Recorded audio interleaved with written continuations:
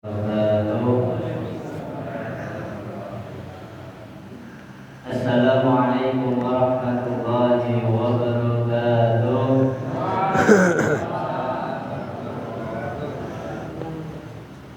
Alhamdulillah, nahmaduhu wa nasta'inuhu wa nastaghfiruh wa na'udzu billahi min shururi anfusina wa min sayyiati a'malina. May yahdihillahu fala mudilla lahu wa may yudlil fala hadiya lahu. Asyhadu an la ilaha illallah wahdahu la syarika lahu wa asyhadu anna Muhammadan abduhu wa rasuluhu, amma ba'd. Jamaah Bapak Ibu rahimani rahimakumullah, puji syukur kehadirat Allah Subhanahu wa taala, kita diberi nikmatan yang luar biasa yang kita bisa mendatangi kewajiban atas undangan yang telah disampaikan atau diberikan dari pengurus Takmir Masjid Al-Islam Barokah dalam rangka majelis ilmu pada malam hari ini. Jamaah rahimakumullah, untuk mendengar waktu, monggo kita buka majelis malam hari ini dengan bacaan suratul Fatihah secara bersama-sama. Wahai dan salam. A'udzu billahi minasy syaithanir rajim. Bismillahirrahmanirrahim. Alhamdulillahi rabbil alamin. Ar-Rahmanir Rahim. Maliki yaumiddin. Iyyaka na'budu wa iyyaka nasta'in. Ihdinas siratal mustaqim. Siratal ladzina an'amta 'alaihim ghairil maghdubi 'alaihim waladdallin. Allahumma shalli wa walidayya wal mu'minin amin. Bismillahirrahmanirrahim. Monggo untuk berbicara selanjutnya yaitu adalah acara inti antum dari Ustaz Amin Nawawi, yaitu belajar kitab fikih untuk pertemuan yang kedua. Waktu datang kami persilakan kepada Ustaz Amin Nawawi.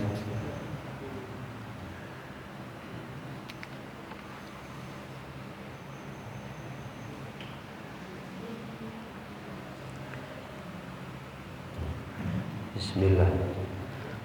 Assalamualaikum warahmatullahi wabarakatuh. Al-Fatihah bil qabul wa ijabatil mas'ul wa ila hadratir rasul sayyidina maulana Muhammadin sallallahu alaihi wasallam wa li arwahi abahi wa ummati wa azwaji wa dhurriyyati wa ahli baiti ajma'in. ثم إلى حضرة جميع إخوانه من الأنبياء والمرسلين والأولياء والشهداء الصالحين والصحابة والتابعين وتابع التابعين والعلماء العاملين جميع الملائكة المقربين من أهل السماوات والأرض، خصوصا إلى حضرة أبينا سيدنا آدم وأمنا سيدتنا حواء وما تناسل بينهما إلى يوم الدين من المسلمين والمسلمات والمؤمنين والمؤمنات، ثم إلى حضرة ساداتنا أبي بكر وعمر وعثمان وعلي رضي الله عنهم، ثم إلى حضرة مذاهب الأربعة الحنفي والمالكي والشافعي والحنبلي، ثم إلى حضرة أولياء الله وشهداء الله من مشارق الأرض إلى مغاربها بريا وبحرها، نخص خصوصا إلى حضرة سلطان العارفين شيخ القادر الجيلاني رضي الله عنه، ثم إلى حضرة سلطان الأولياء شيخ الشيخ بن حسن الأسادلي وأصوله وفرعه ومشايخه وتلاميذه وأصحابه والأولياء الصالحين والعلماء العاملين وسائر أمة سيدنا محمد صلى الله عليه وسلم أجمعين، وإلى حضرة جميع مشايخنا وأساتذتنا في قرية المراد معروفة الأخرى، نخص خصوصا إلى حضرة صاحب الكتاب تقريب utawi kitab Fathul Qarib Al-Mujib Asy-Syaikh Al-Imam Al-Alamah Syamsuddin Abu Abdillah Muhammad bin Qasim Asy-Syafi'i qaddasallahu sirrahu wa radhiyallahu ta'ala anhu wa rahimahullahu ta'ala anhu wa ila jami'an minal muslimin wal muslimat wal mu'minin wal mu'minat anna Allah ta'ala wa yanfa'una fil jannah bisirril Fatihah. A'udzu billahi minasy syaithanir rajim. Bismillahirrahmanirrahim. Alhamdulillahirabbil alamin. Ar-Rahmanir Rahim Maliki yaumiddin Iyyaka na'budu wa iyyaka nasta'in ihdinas siratal mustaqim siratal ladzina an'amta 'alaihim ghairil maghdubi 'alaihim waladdallin amin. Bismillahirrahmanirrahim. Alhamdulillahirabbil alamin wal 'aqibatu lil muttaqin wala 'udwana illa 'alal zalimin. Asyhadu an la ilaha illallah wahdahu la syarika lah wa asyhadu anna Muhammadan 'abduhu wa rasuluh. Allahumma salli wa sallim wa barik ala sayyidina Muhammad wa ala alihi wa sahbihi wa barik wa sallim ajma'in. Rabbi shrah li sadri wa yassir li amri wahlul 'uqdatam min lisani yafqahu qawli, amma ba'd. Alhamdulillahirabbil alamin. Bapak Ibu jamaah Masjid Al-Isnaini Al-Mubarak yang dimuliakan Allah Subhanahu wa taala. Mari sebelum bersama-sama kita mengkaji kitab ini, terlebih dahulu kita senantiasa bersyukur kepada Allah Subhanahu wa taala atas limpah nikmat, rahmat, hidayah beserta inayahnya, sehingga dengan nikmat Allah Subhanahu wa taala pada malam hari ini kita bisa hadir silaturahim, memenuhi undangan dalam rangka kita bersama-sama belajar ilmu agama. Mudah-mudahan acara pada malam ini mendapatkan ridho dari Allah Subhanahu wa taala, tentunya juga bermanfaat untuk kita semuanya.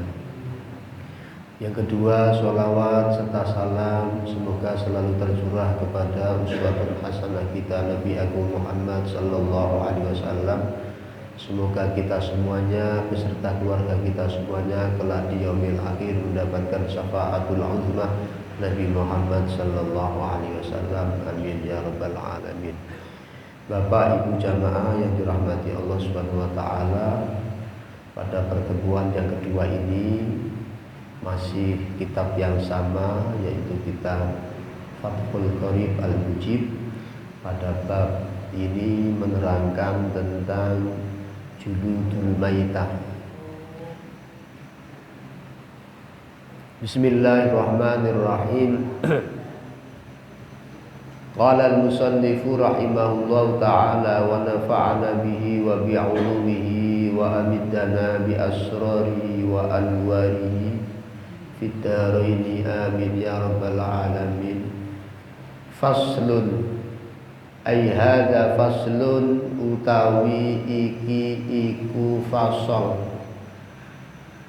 fi dzikri syai'in ing dalem nutur pira-pira utawi nutur suwiji minal a'yani saking pira-pira kahanan utawi barang al mutanajjisi kang najis wa malan barang yang haru kang bisa suci minha saking mutanajjis bintibaki kelawan den sama wa malan barang la yudharu kang ora iso suci apa.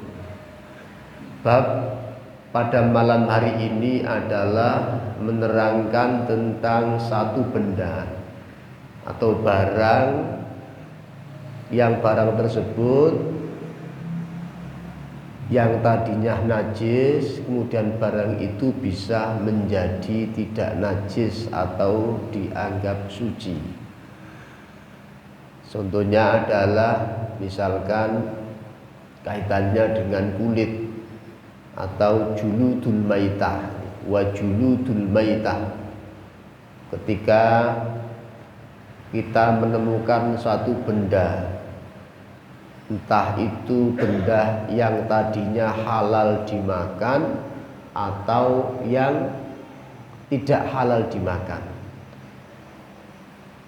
Artinya yang tidak halal dimakan ini sifat benda tersebut adalah benda yang tidak najis. Maka wajulujul maitatu utawi pira-pira kulite bangkai atau batang, kulluha ya sekabehane juludul maitah iku tathuru bisa suci bitibaki kelawan disamak. Jadi kalau misalkan jenengan dilalah pas mancing, ini biasanya wong Solo kan senengane mancing. Dilalah pas mancing melihat di tengah laut napa pantai niku enten napa jenenge kambing yang sudah meninggal atau sudah mati. Nah, kemudian kita punya inisiatif untuk mengambil kulitnya. Nah, ini mengambil kulitnya. Nanti yang diambil itu hanya kulitnya. Kalau namanya bangkai binatang yang sudah mati, ya, matinya bukan karena disembelih, kan otomatis menjadi bangkai, maka akan menjadi najis. Maka kulitnya pun juga akan najis.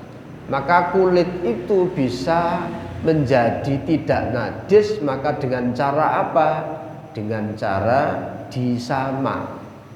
Nah, bagaimana cara menyamaknya? Jadi disamak mboten kados nyamaki buku mboten. Jadi disampuli itu mboten. Caranipun dipun disamak. Tathuru biddibahi sawaun fi dzalika maitatun ma'kulul lahmi wa ghairi. Ya, ini termasuk napa? Bangkai yang boleh dimakan dagingnya atau bangkai yang tidak boleh dimakan dagingnya. Tapi bangkai ini sifatnya tidak najis. Contoh kados kucing. Nah, kucing itu kan tidak boleh dimakan tetapi tidak najis. Wa kaifiyatu dzabhi, bagaimana cara membersihkan atau menyamak kulit yang najis. Maka ayyunazzi'a fusulal jildi mimma ya'fi minad dami. Maka cara untuk membersihkan atau menyamak kulit supaya kulit itu tidak najis, yang pertama adalah dihilangkan sisa-sisa daging atau sisa-sisa darah. Yang menyebabkan apa? Itu bau. Yang menyebabkan bau. Itu bisa dengan cara itu. Setelah itu selesai, bekas-bekas napa jenenge daging yang masih menempel di kulit maupun darah yang menempel di kulit, kemudian supaya hilang baunya dengan cara nopo? Dengan cara benda yang dianggap benda itu nopo jenenge kados misalnya pakai daun bidara juga bisa. Atau mungkin bahkan di dalam kitab itu diterangkan bahkan pakai kotoran burung darah itu enggak apa-apa. Yang dianggap nopo? Barang yang dianggap ada rasanya kecut dan sebagainya. Termasuk rasa masam. Itu bisa digunakan karena apa? Benda itu bisa menghilangkan bau kulit yang disamak. Illa jildal kalbi wal khinjir. Yang tidak bisa disamak, yang tidak bisa disucikan itu adalah binatang yang najis seperti anjing, seperti celeng.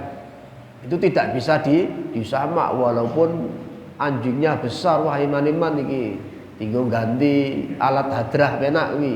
Biasanya pakai kambing iki pakai guguk ya. Tetap tidak bisa. Yang bisa hanya apa? Binatang yang halal dimakan. Atau binatang yang tidak halal tetapi binatang itu tidak najis. Sebab apa? Termasuk anak dari anjing maupun napa jenenge celeng, misalkan napa jenenge perkawinan silang, nah misalipun enek kambing dikawinke kalih guguk misalipun, maka anaknya itu tetap najis. Anaknya tetap najis. Maka ketika misalipun perkalian apa jenis perkawinan silang itu ternyata bentuknya itu kambing, ya. Bentuknya kambing itu kambing tetap najis. Maka tidak boleh dimakan. Karena apa? Dari hasil perkawinan yang tidak sesuai dengan syariat. Atau juga sebaliknya, yang tadi mungkin keluar dari ya betinanya misalkan anjing tapi keluarnya itu berupa kambing, itu tetap tidak boleh. Atau sebaliknya, keluarnya dari kambing tetapi bentuknya adalah ya kambing. Karena terkait dengan itu, maka binatang tersebut dianggap binatang yang najis, maka tidak boleh diambil kulitnya untuk dimanfaatkan, walaupun itu manfaatnya besar ya, misalkan dibuat apa ya, dibuat kerajinan atau dibuat apa, itu tidak boleh. Yang boleh hanya binatang yang boleh dimakan atau binatang yang tidak boleh dimakan tetapi binatang tersebut tidak najis. Termasuk napa? Wa azmul maitata wa sya'ruha najasun. Ya, termasuk tulangnya binatang yang sudah menjadi bangkai maupun rambutnya binatang yang sudah menjadi bangkai, itu semuanya akan najis. Maka kalau diambil ya yang diambil adalah kulitnya saja. Tidak boleh mengambil manfaat yang lain, misalnya wah iman iki dagingnya, nggak bisa. Harus diambil kulitnya saja, dimanfaatkan untuk. Nah, terkait dengan hal ini atau kulit, ya, terkait dengan kulit binatang tadi yang sudah disamak, itu ada dua pendapat Bapak dan Ibu.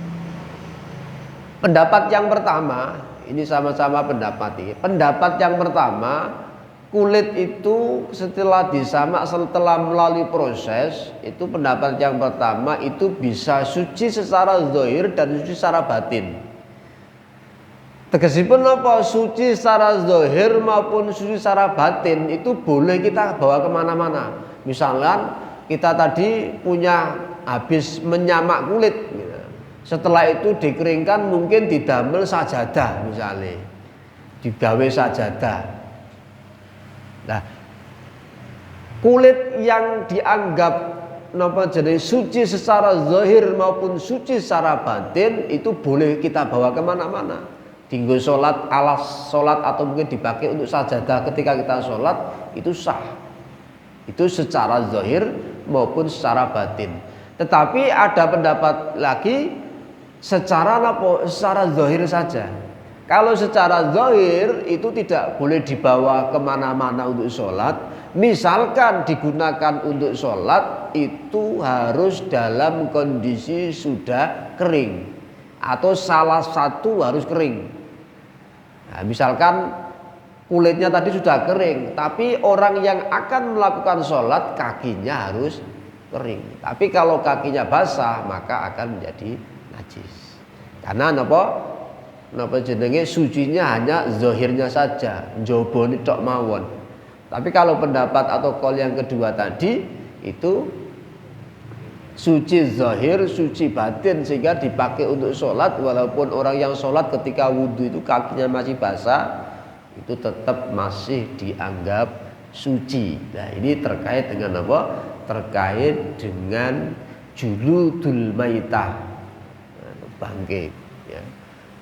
Apa jenenge kulit yang sudah dianggap menjadi bangkai, maka boleh ya, digunakan untuk mengambil manfaatnya, tapi dengan cara melalui proses dengan cara disamak. Jadi tadi saya ulangi, caranya menyamak adalah satu, dibersihkan dulu sisa-sisa daging, yang kedua sisa-sisa darah, setelah itu baru dibersihkan. Mungkin kalau sekarang nek golek bahan-bahan siroto angel bingung pakai sabun pun juga tidak ada masalah.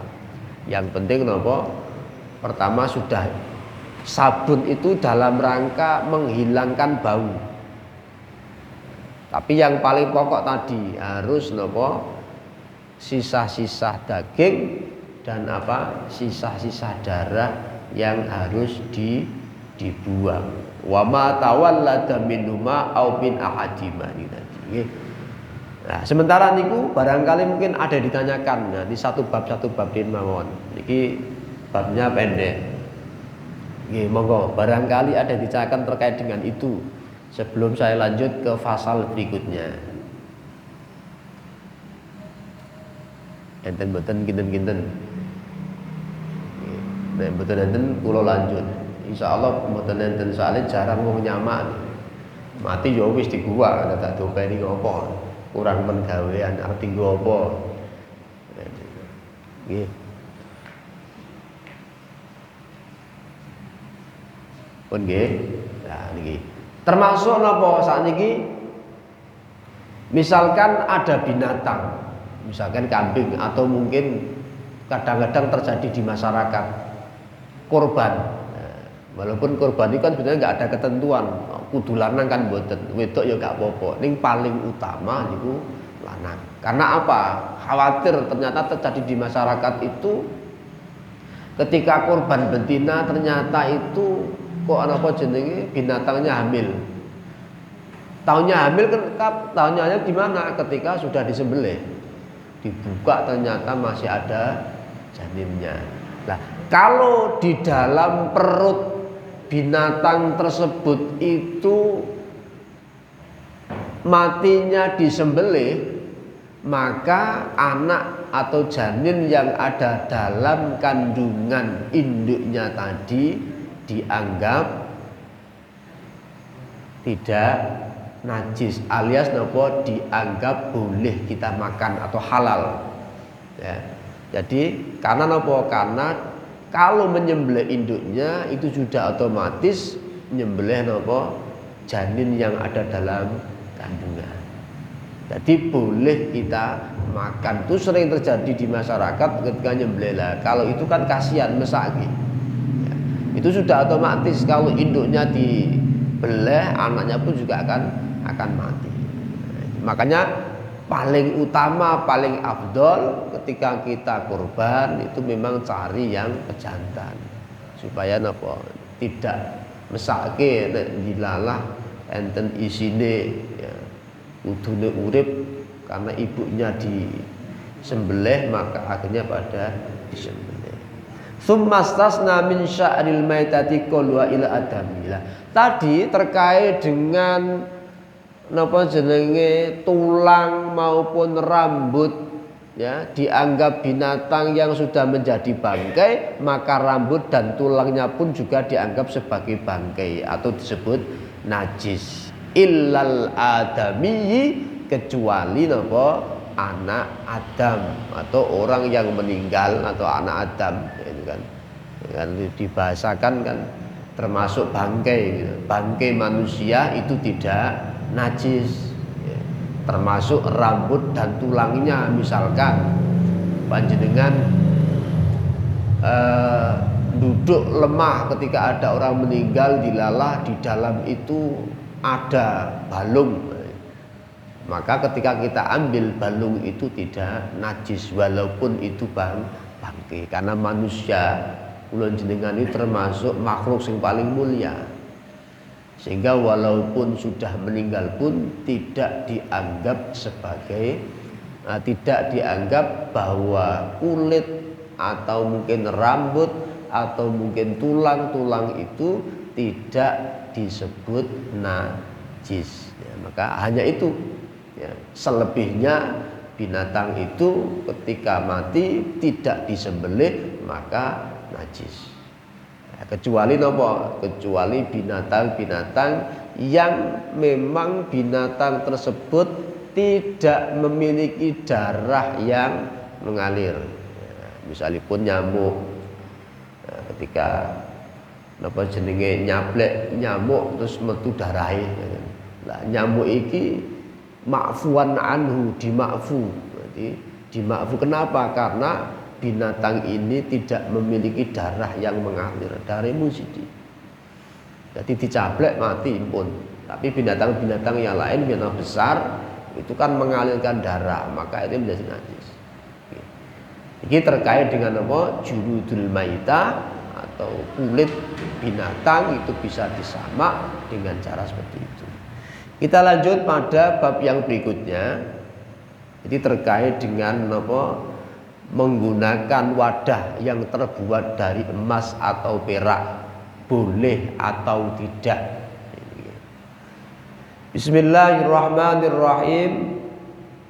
Faslun ay hadza faslun utawi iki iku ana fasal fi bayani ma ing dalem nerangake utawa mertelake barang utawi perkara yahrumu kang haram apa istimaluhu gunake barang minal awani rupane saking pira-pira wadah wa malan barang ya juzu kang oleh apa istimalu wa bada'alan ngawiti sapa insun al awwali faqala wala yajuzu fi ghairi daruratin lirajulin awimra'atin istimalu syai'in min awani dzabi wal fiddah.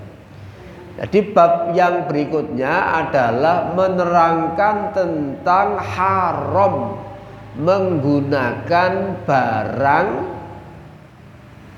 atau wadah yang terbuat dari apa? Dari emas maupun perak. Wala yajuzu lan orah jawas orah oleh apa istimalu nggunake awani dzabi saking pira-pira wadah saking emas wal fiddati lan saking perak. Jadi misalkan enten tiyang sugih wis duwite turah bingung arep dienggo apa. Akhire duwe inisiatif wah iki tak gawe wadah baskom sing gede terbuat dari emas engko dienggo wadah es. Biasanya nek poso kan don cepepak es tumbas es batu kan. Wadah, damel wadah walaupun orang itu sugih. Terus kemudian buat itu maka tidak boleh. Fi ghairi daruratin kalau tidak ada darurat. Kalau napa tidak darurat. Jadi pakai benda apapun membuat mbah kuwi belas napa mangkok sing cilik napa sendok sing digunakan atau menggunakan emas yang 24 karat murni gitu. Nek mung lapisan utawa campuran sithik mboten napa-napa, tapi nek murni 24 karat maka tidak boleh menggunakan apa? Ini berlaku untuk siapa? Lirajulin wamra'atin. Berlaku untuk bapak dan ibu, untuk kaum laki-laki dan berlaku juga untuk kaum perempuan. Misalipun ibu-ibu, aku tak gawe emas, tak gawe wadah cilik terbuat dari emas, nggo wadah bedak misalipun. Niku juga tidak boleh. Karena napa? Termasuk nggih manfaatnya juga kurang banyak. La fi aklin wala syurbin wala ghairiha. Termasuk napa? Gawe niku walaupun tidak digunakan untuk wadah. Gawe mangkok mau dienggo pajangan tok misalnya. Tapi wujudnya adalah wujud mangkok. Maka ini juga tidak boleh. Apalagi sampai digunakan untuk wadah, entah itu wadah air atau wadah sayur atau wadah apapun, maka itu tidak diperbolehkan. Artinya apa? Wa kama yahrumu istimalu ma dzakara yahrumu ittikhadhu min ghairil istimali fil asahi. Jadi sampun jelas, sudah jelas bahwa menggunakan benda yang terbuat dari emas maupun perak itu hukumnya adalah haram fil asahi menurut qaul yang paling sahih, qaul yang paling kuat. Wa yahrumu aidan al inaa al musalla bidzabin aw fiddatin in hasala minatul lab syai'un bi ardihi alan nar. Wa yahrumulan haram aidun halemene apa sing haram al ina wadah al mutalyu kang den sepuh bizabin kelawan emas au fiddatin utawa perak in hasala lamun hasil minatul labi saking sepoan apa syai'un suwiji bi ardi kelawan apa mintoake alan nari ing atase neraka. Termasuk napa? Termasuk haram nyepuhke benda utawi barang, maksudnya mboten napa jenenge cincin, mboten napa anting-anting, nek cincin anting-anting mboten napa-napa disepuhke karena sudah lama ben rada anyar meneh disepuhke. Tapi ini yang tidak boleh adalah napa niku emas atau membuat mangkok atau mungkin napa jenenge benda yang lain sejenis itu tapi dengan apa? Dengan bahan terbuat dari emas yang 24 karat, maka tidak diperbolehkan. Wa yajuzu lan oleh apa istimalu inain gunake wadah ghairi ma sakliyane zahab lan fiddah sakliyane napa jenenge emas lan perak minal awani sang pira-pira wadah annafisati kainain yakutin kados wadah saking inten. Nah, nek inten malah mboten napa-napa. Nggih. Kita buat mangkok terbuat dari inten. Nah, padahal inten regane pinten sakniki. Niku ndak mboten napa-napa. Damel mangkok cilik napa damel gelas terbuat dari inten malah diperbolehkan. Tapi kalau membuat terbuat dari napa jenenge emas ataupun perak itu justru malah diharamkan alias tidak boleh, walaupun itu hanya dipakai tidak digunakan untuk napa wadah, mau disimpan digawe pajangan dan sebagainya, itu tidak diperkenankan. Ya. Niki terkait dengan apa? Menggunakan benda yang terbuat dari emas maupun terbuat dari perak. Jadi jenis mangkok napa mawon, jenis gelas napa mawon yang terbuat dari itu, maka hukumnya adalah haram. Yang boleh adalah apa ya nek mau sebatas nek cincin ya itu boleh. Gitu. Justru ibu-ibu atau mbak-mbak itu sebagai hiasan ya, misalkan beli emas untuk cincin, untuk anting, untuk gelang, untuk kalung itu tidak apa-apa. Yang tidak boleh hanya apa menggunakan untuk dibuat wadah, baik itu besar maupun wujudnya wadah yang paling kecil. Wa yahrumu lan haram apa al ina wadah al mutayyibu kang den tambal bidatin kelawan tambalan kabiratin kang gedhe urfan kang ngembokake fazinatu fa in kana kabiril hajati. Kalau untuk nembel bagaimana? Misalnya ini dulu Kanjeng Nabi Muhammad SAW dulu pernah punya wadah minum, wadah minum terbuat dari perak. Lah ketika selesai Nabi niku ngunjuk dilalah wadahipun niku jiglok pecah sigar. Wadahipun sigar. Kemudian apa? Kemudian Nabi nembel wadah tersebut dengan tembelan yang sama, maka tidak apa-apa. Kok perak. Nabi dulu pernah napa jenenge punya tempat minum bukan dari perak nggih, cuman tembelannya saja ditembel dengan tembelan perak, itu tidak apa-apa. Sama seperti nopo, hanya sebatas lapisan. Ya, lapisan saja itu tidak apa-apa. Misalkan punya wadah sing antik, kemudian dilapisi emas atau dilapisi perak, itu tidak apa-apa. Sama seperti yang dimiliki oleh Kanjeng Nabi Muhammad SAW ketika punya wadah, wadahnya itu pecah. Kemudian Nabi Muhammad SAW menutup supaya wadah itu bisa digunakan lagi, maka menggunakan apa? Menggunakan fiddah atau menggunakan saja. Wa amma dabatu zabi, Lan anapun utawi tambalan emas fatahrumu mengko haram mutlakon halim mutlak. Tapi kalau kita tambalannya itu pakai emas, ya mestinya di sini emas yang 24 karat. Nah, itu dianggap tetap haram. Jadi cuwilan misalnya duwe apa jenenge tempat minum mungkin terbuat dari besi misalkan.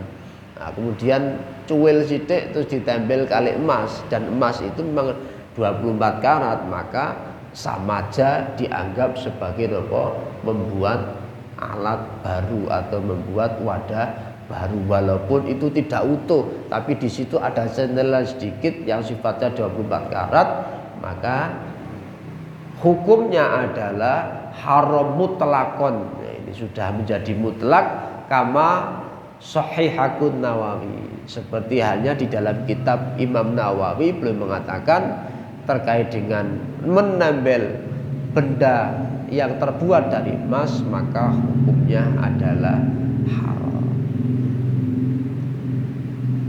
Ada yang ditanyakan? Enten mboten masalah bab niki? Kalau tidak ada berarti kan sudah paham. Tidak perlu saya ulangan begitu. Ada yang ditanyakan? Nggih, monggo Bapak.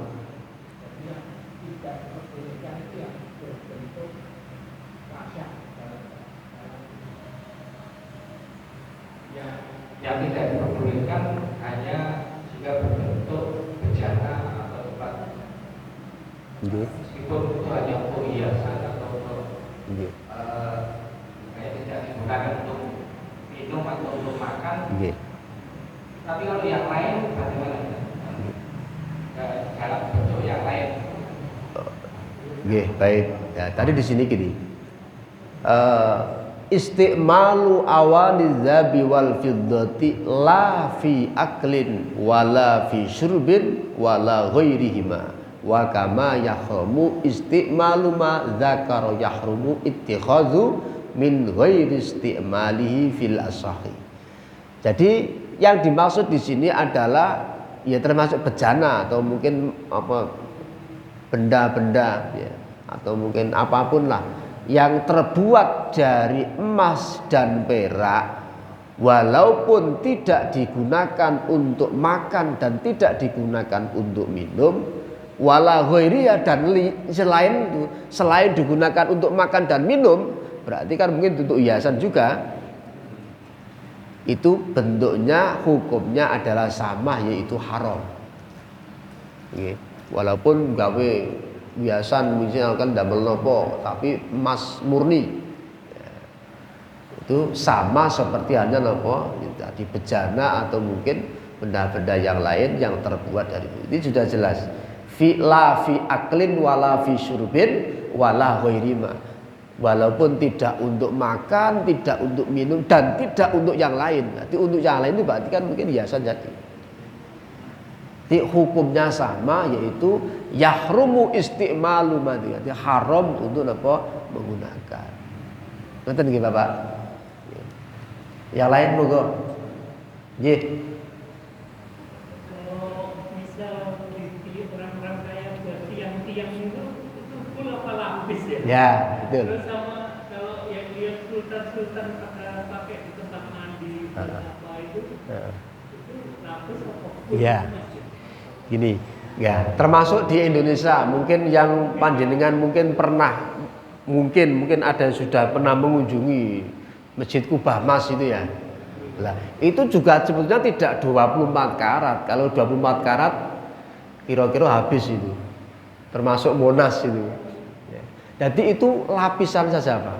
Ya, termasuk mungkin ya rumah-rumah sultan itu ya nggak mungkin 24 karat itu. Pasti semuanya lapisan. Tapi kalau lapisan boleh, gitu. Kalau hanya sebatas lapisan itu boleh. Tapi kalau murni dari depan, dari belakang, dari bahkan dalamnya itu semuanya terbuat dari emas, itu yang disebut haram apapun, ya. Ini termasuk niku buat tiang, buat apa, ya. Tidak untuk dimakan, tidak untuk diminum dan tidak boleh digunakan untuk apa selain yang lainnya. Termasuk misalnya masjid iki wah iki ben ketok rapi, ketok apik disawang nyenengke kei tambah emas. Nah, tapi selama hanya lapisan boleh. Yang tidak boleh itu full murni lapisan. Ngoten nggih Pak. Ada yang lain?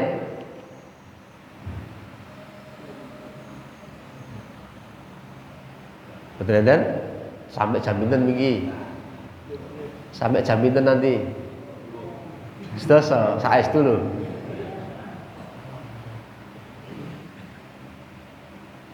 Iki nembe jam 8:30. Enten ingkang tanglek, monggo.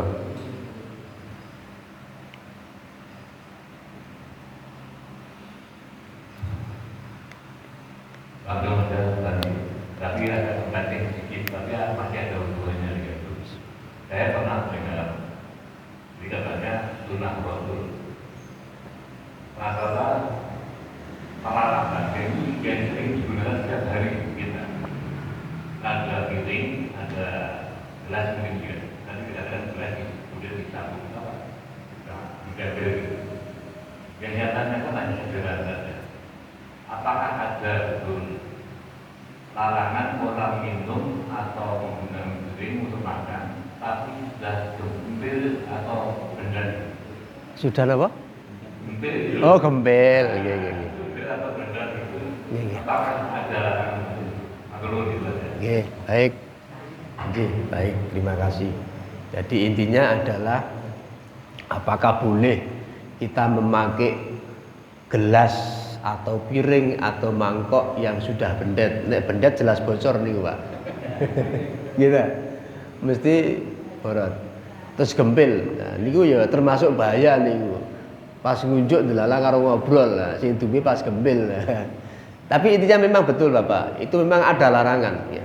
Ada larangan tidak diperkenankan menggunakan alat atau benda apapun, piring, mangkok maupun gelas yang memang gembel. Ya, jadi kita ambil yang untuk karena mungkin ada sisi madorotnya, Misalkan gelas yang gembel tadi ketika kita mungkin ngecom air, tiba-tiba kita tidak tahu ternyata gembilannya jiglok. Ini salah satu hal yang membahayakan. Artinya memang ada bahwa memang larangan betul bagi orang-orang yang ketika minum ya, pakai bahan benda yang mungkin tidak sempurna, dianggap tidak sempurna seperti tadi piring.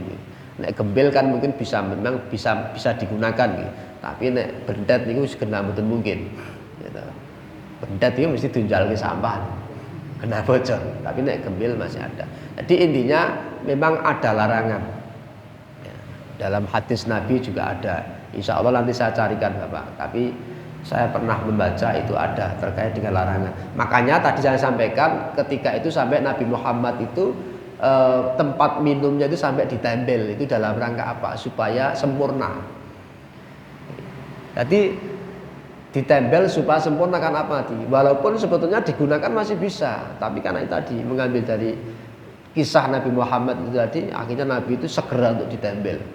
Supaya apa? Supaya tadi tidak utuh sebetulnya, tidak sigar utuh, tidak, hanya benda tadi hanya atur hati separuh itu sudah mulai garis ya, sehingga untuk disempurnakan supaya bisa digunakan lagi Nabi dengan cara itu. Nah, ini salah satu contoh yang jadi dilakukan oleh Kanjeng Nabi Muhammad SAW sehingga ada larangan terkait dengan orang ketika menggunakan alat atau benda yang mungkin dianggap tidak sempurna. Ngoten nggih Bapak. Ada yang lain monggo. Menawi mboten enten kula ganti bab. Nggih monggo Ibu. Waduh, ini suaranya ra krungu Mas. Sakit mboten Mas? Perhiasan yang dari nggih, jebitipun mangsuli jebi nggih.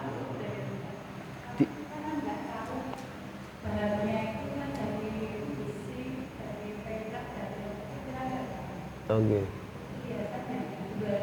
Nggih. Nggih.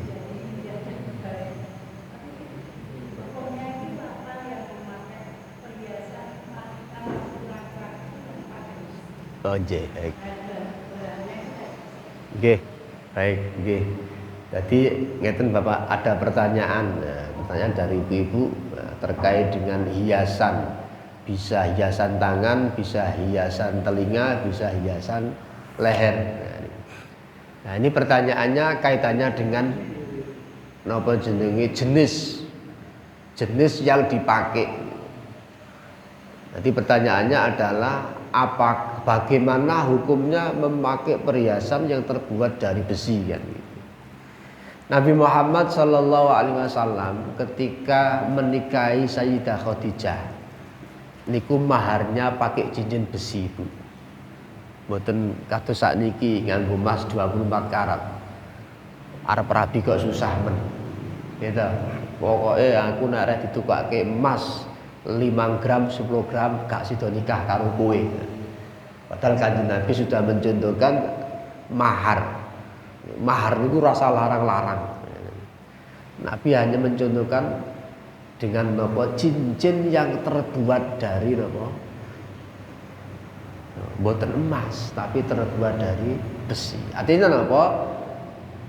Boleh menggunakan hiasan terbuat dari apapun. Terbuat dari besi, terbuat dari perak, terbuat dari emas untuk perempuan ini.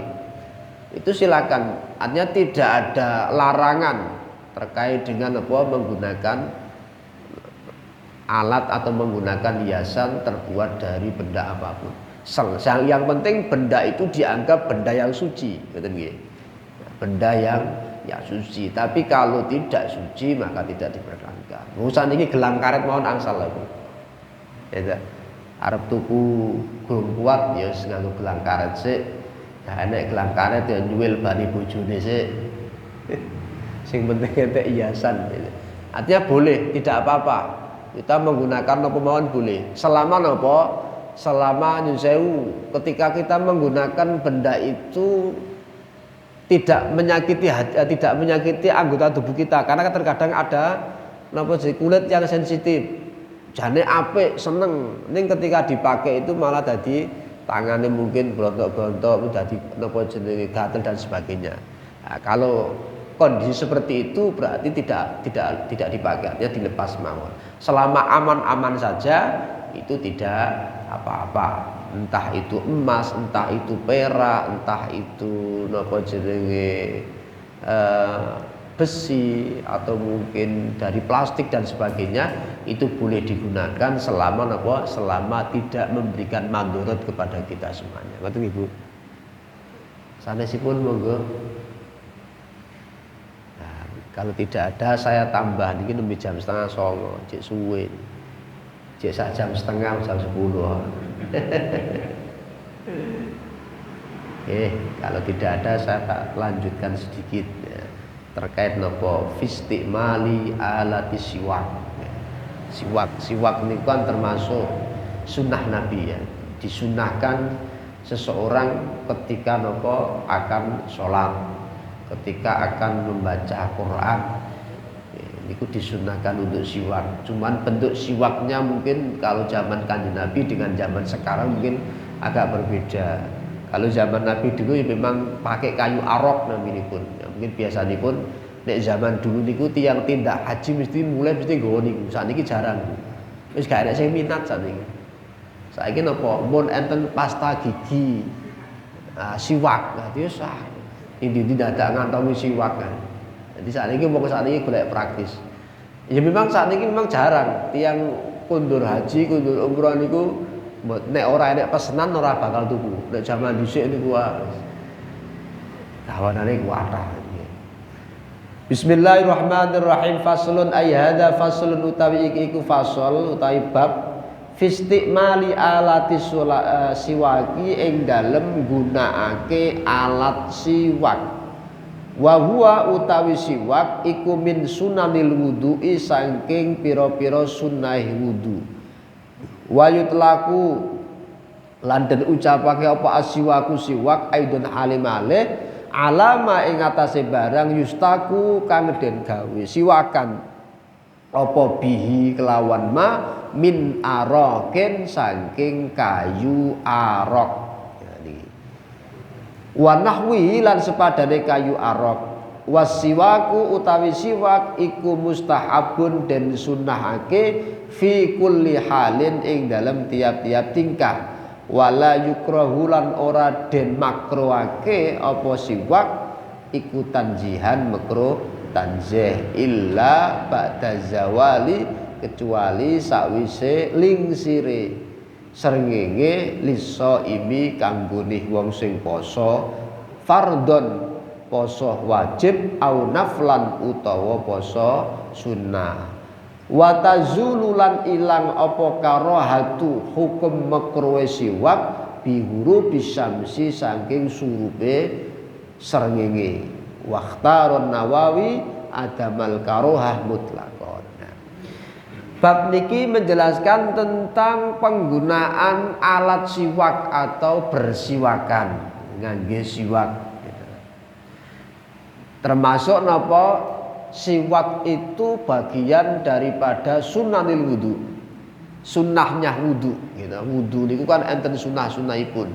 Mulai dari napa di antaranya berkumur, menghirup air ke dalam hidung ini kan termasuk sunnahul wudu atau sunnah-sunnah daripada pasangan wudu.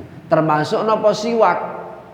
Siwak itu termasuk bagian daripada wudu. Nah, kalau zaman dulu itu menggunakan kayu arok, kalau sekarang bagaimana? Ya kita bolehlah kita pakai sikat gigi. Mau berangkat sholat gosok gigi. Jadi boten tidak hanya pagi dan sore, tapi disunahkan ketika kita akan melakukan aktivitas. Dalam hal ini adalah mungkin menjalankan ibadah sholat maupun mungkin membaca Al-Quran. Ini disunahkan apa untuk siwakan atau gosok gigi sakniki. Nah, kalau kita kepingin apa mendapatkan fadilah, mendapatkan keutamaan, mendapatkan sunnah siwak, maka dilakukan di waktu seperti itu. Ajeng sholat walaupun ya zuhur, ya asar, ya maghrib, ya isya, ya subuh.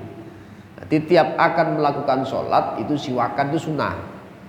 Kalau kita tidak punya kayu siwak gitu tadi dengan cara apa? Pakai pasta gigi wah boros lho Pak. Mosok sedina ping 7. Ya ora apa-apa kan tapi kan sunnah gitu. Ya kalau tidak ya dijikuk sing kira-kira bar isya utawa nek bar subuh niku jelas gitu. Niku dalam rangka napa? Satu sunnah Rasul, yang kedua napa? Jamaah niku ben tidak terganggu. Nah, cubi enten tiyang salat ning sop pertama gak gosok gigi tangi turu. Niku sebelah susah. Niku luwih kula nate ngalami, Pak. Zaman wonten ten Masjid Agung Pasar Klawel. Niku enten yen saya ujen ngapunten. Enten tiyang niku jamaahe memang luar biasa. Mesti ten mburi imam. Pun sepuh.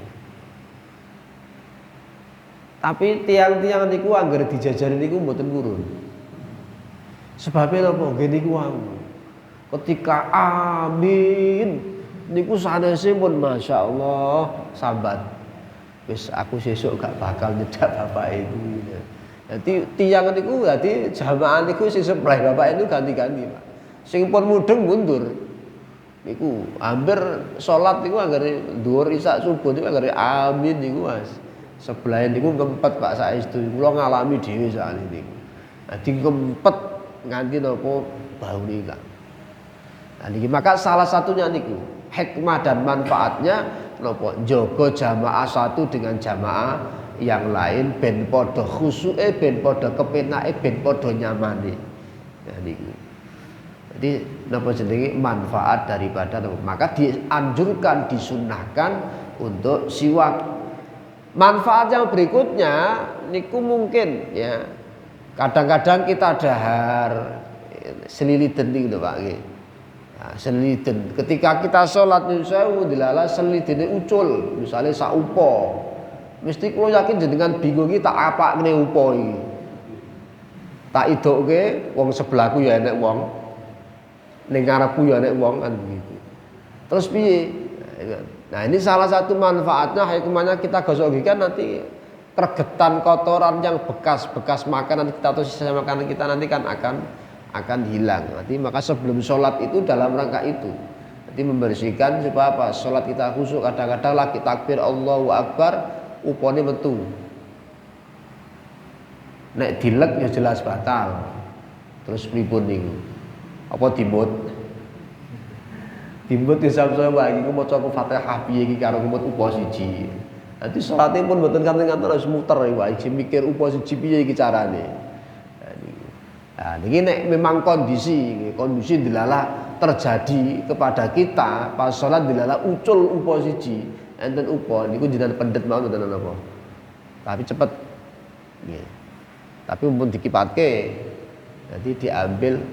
Jadi jenengan pertama nanti mengambilnya itu sudah dalam posisi ujung lidah. Jadi memang ketika masih berada di mulut niku jenengan berusaha untuk digeser sampai ke ujung lidah. Nah, setelah itu lidah kita buka sedikit, kita keluarkan, diambil, tidak apa-apa. Sebab nek mboten mangke jenengan susah maca Fatihah dilalah katut pas ngelek. Alhamdulillahirabbil alamin. Ya, mlebu. Niku sholatnya batal. Karena apa? Makan termasuk walaupun satu upon. Niku pun dianggap sholat makan. Maka sholat kan nggak boleh makan. Maka makan dulu apa sholat dulu kan itu. Jadi nggak bisa dua-duanya sholat sambil makan. Nah, kadang-kadang terjadi ngemut permen, sholat ngemut permen ya sama. Mungkin anggapannya kan tidak makan, ngemut. Tapi kan bekas. Nama jenenge rasa itu masuk itu sama aja makanan.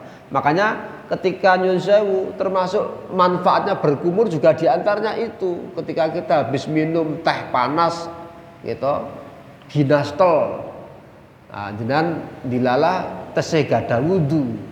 Nah, niku disunahkan untuk berkumur toh. Misalnya mboten wudu mulai mboten napa-napa karena masih punya wudu, masih tidak batal, masih suci, maka kita disunahkan untuk berkumur dalam rangka apa? Menghilangkan rasa sing manis niku wae. Paling boten ketika kita berkumur kan berkurang rasa manisnya. Nah, niku salah satu manfaat berkumur dan bersiwak. Maka di sini disunahkan oleh Kanjeng Nabi. Wasiwaku mustahabun fi kulli halin. Jadi siwak ini disunahkan oleh Kanjeng Nabi dalam keadaan apapun. Termasuk napa jenengan ajeng menghadap Pak Lurah mawon niku kudu sikatan kok. Jadi dalam kondisi napa bersih, bercakap dengan orang niku wong niku mengke nggih saged ningali. Ketika pas ngomong bianter delalah ora kepenak sing di niku kan nggih sama. Artinya apa? Ya saling menjaga antara satu dengan yang lain. Ini salah satu hikmah. Wala yukrahu tanzihan illa ba'da zawal, termasuk napa jenenge? Illa ba'da zawal shaim. Kemudian bagaimana kalau orang yang berpuasa kan begitu kan? Wong poso siang-siang kan ya mesti jenenge wong poso niku mesti nggih mambu. Nek kadang-kadang kan memang mboten kulino, apalagi beraktivitas ya, beraktivitas dengan orang banyak itu kan ya kadang-kadang orang itu nggak pede. Wah, masa aku ngomong merasa baik nggak enak, nggak pede. Maka bagaimana kalau orang itu kemudian gosok gigi? Itu boleh, tapi berhati-hati jangan sampai berlebihan. Hukumnya makruh, tapi tidak sampai makruh tanzih. Tidak sampai makruh yang mendekati haram. Nah, berarti makruh itu ada dua, Bapak. Makruh tahrim dan makruh tanzih. Makruh tahrim itu sudah mendekati keharaman. Nanti ada kemungkinan itu sudah dekat dengan haram, bisa jadi itu haram. Tapi ada lagi namanya makruh tanzih yang artinya apa?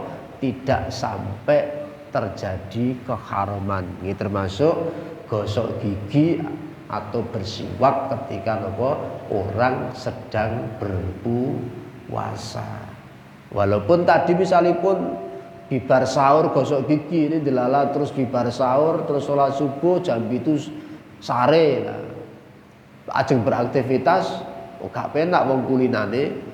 Akhirnya gosok gigi di siang hari maupun sore hari itu hukumnya tidak apa-apa. Nah, termasuk napa poso sunnah utawa poso wajib niku sama. Jadi tidak ada perbedaan ketika poso wajib gak oleh mboten. Atau mungkin sebaliknya ketika poso sunnah gak oleh. Sama, poso wajib ataupun poso sunnah itu boleh untuk napa siwakan atau gosok gigi, tetapi rodok berhati-hati. Ya. Jangan sampai napa menyebabkan kita nanti muntah. Nah, kalau muntah itu nanti puasanya jadi batal karena ada unsur kesengajaan. Tapi kalau muntahnya tidak sengaja, nggak ada apa-apa, tahu-tahu muntah misalnya pun, itu tidak sampai membatalkan puasa. Tapi kalau ada unsur sengaja termasuk gosok gigi, berlebihan dari gosok gigi, terus akhirnya watuk, terus akhirnya muntah, lah ini puasanya menjadi batal. Maka boleh gosok gigi, tetapi berhati-hati jangan sampai terjadi. Wa huwa utawi siwak iku fi salasati maudhi'in ing dalem telu pira-pira panggonan iku asyaddu banget apane istihbaban oleh den sunnahake min ghairiha saking liyane telu ahaduma utawi salah sujine telu iku inda taghayyurul fami min azmin. Lah siwak niku ada 3 tempat yang sangat-sangat disunnahkan. Sing pertama napa? Inda taghayyuril fami min azmin. Qila huwa sukutun tawilun wa qila huwa tarkul akli. Napa sing pertama? Inda taghayyuril fami, ketika mulut itu baunya berubah. Ya, niku disunnahkan untuk napa? Siwak atau sakniki ngegosok gigi. Ya, jadi berubah min azmin. Jadi berubah. Jadi di napa nggih? Wong krungu omongane iku mboten penak. Kadang-kadang orang itu sendiri juga mengalami nggak enak. Kulino gosok gigi, gosok gigi niku mboten sah sedina lah, setengah dina mawon niku rasane pun ora kepenak dan nggak pede. Maka di sini salah satunya adalah yang dianggap sunnah atau sangat disunahkan itu adalah ketika berubahnya bau mulut. Qila huwa sukutun tawilun wa qila wa tarkul akli. Iki yang napa disunnahkan napa untuk bersiwak ketika napa taghayyur fami. Jadi bau mulut itu sudah tidak enak, sudah tidak sedap, wis gawe wong niku gak gelem nyedak. Nah, maka mestinya kita tahu diri, oh berarti bau mulutku niku berarti gak enak. Sukutun tawilun atau ketika kita berucap gitu. Autawil utawa ngomong duwa niku kok dirungokke niku mboten penak. Lah niku berarti mestinya kita tahu diri. Wa inna maqala lan ing pustine ngendika sapa musannif wa ghairuhu lan liyane azm. Liyasmilu taghayyul fami bi ghairi amin ka aklin dzirahin karabin misafin. Termasuk napa? Napa jenenge dimakrokan. Nah, hukumnya makro ketika napa? Ketika kula jenengan niku dahar brambang, dahar bawang. Nah, niku lak ambune kan menyengat sekali niku. Mila ketika kita selesai atau habis makan brambang atau makan napa jenenge nek brambang goreng sik penak. Mboten krasa nek brambang mentah, bawang mentah niku baune termasuk pete, jengkol. Nah niku koncone gak mangan ning ditinggali ambune. Nah gitu. Nah niki disunahkan, niki termasuk disunahkan, sangat disunahkan untuk bersiwak atau napa disunahkan untuk gosok gigi setelah kita mengalami hal itu. Artinya napa? Tidak hanya napa kita diam ngono, tidak hanya napa azam tadi. tidak hanya bau kecut dan sebagainya, tetapi ketika kita makan makanan yang makanan itu menganggap orang lain itu juga merasa nggak nyaman, bar mangan petih nyebul, nah, niku tanggane sing ora doyan semaput tenan niku. Nah, makanya disunnahkan untuk napa bersiwak. Wasani indal qiyami ayil istiqadhi minan naum. Sing nomor kali disunahkan siwak ketika akan melakukan apa jenenge, ketika bangun dari tidur. Nah, bangun dari tidur niku bersegera, karena di situ adalah disunahkan untuk siwak, nah, menghilangkan bau. Jadi orang yang sedang tidur niku pasti baunya tidak enak walaupun sebentar. Maka di situ disunahkan ketika orang sedang bangun tidur. Wasalis utawi sing nomor telu indal qiyami ila shalah.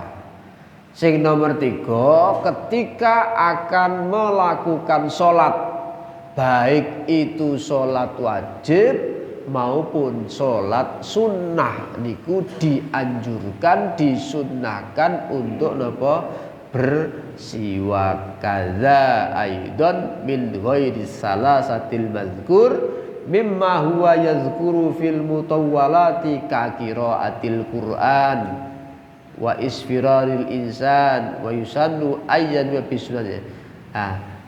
Termasuk napa selain 3 yang disebutkan itu juga disunahkan. Napa diantaranipun qiraatil Quran, ketika akan membaca Al-Quran juga disunahkan untuk siwak. Itu artinya kan selain yang 3 tadi, selain yang disebutkan 3 tadi, napa ketika napa jenenge bau mulut berubah, yang kedua ketika bangun dari tidur, yang ketiga ketika akan melakukan sholat. Nah, selain dari 3 itu masih ada sesuatu yang disunahkan. Di antaranya adalah ketika akan membaca Al-Quran, baik itu pagi, siang, sore, malam. Ketika kita akan membaca Al-Quran itu disunahkan.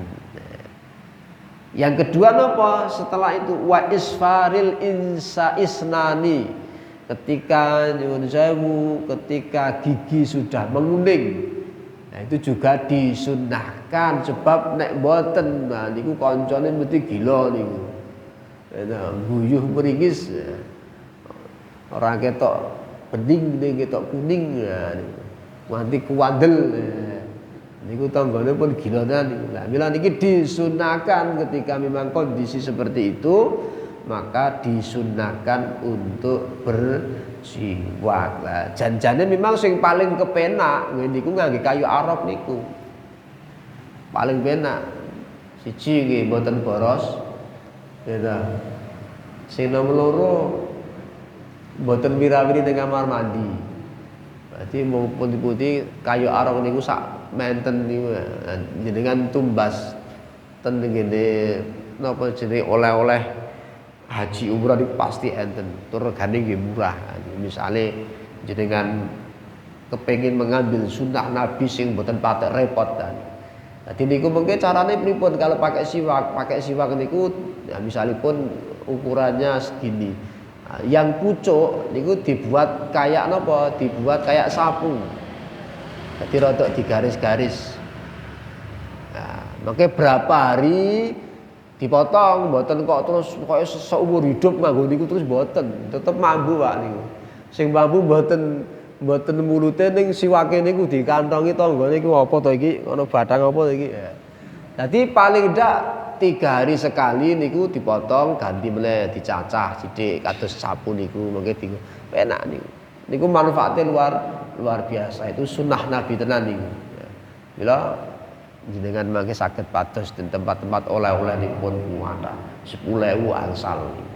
Nah, sebab niku sing diambil kan akarnya, akar kayu arok yang dipakai. Dadi napa jenenge lembut, tidak keras. Jadi ten gigi niku malah sae. Itu termasuk manfaatnya menguatkan gigi kalau kita pakai kayu arok itu.